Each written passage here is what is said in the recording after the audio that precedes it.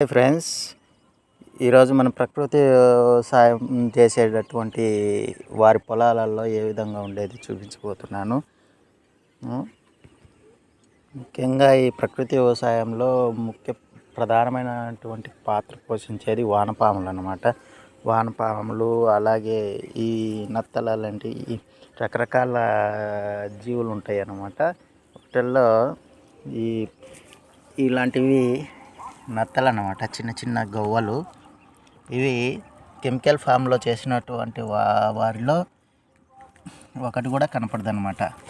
మన పొలంలో చూడు ఎలా కువ్వలు ఉన్నాయో.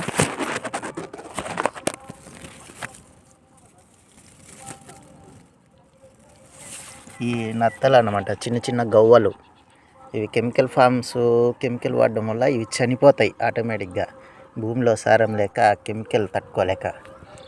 మన పొలంలో వాడలేదు కాబట్టి ఇలా కుప్పలుగా ఉన్నాయి అన్నమాట.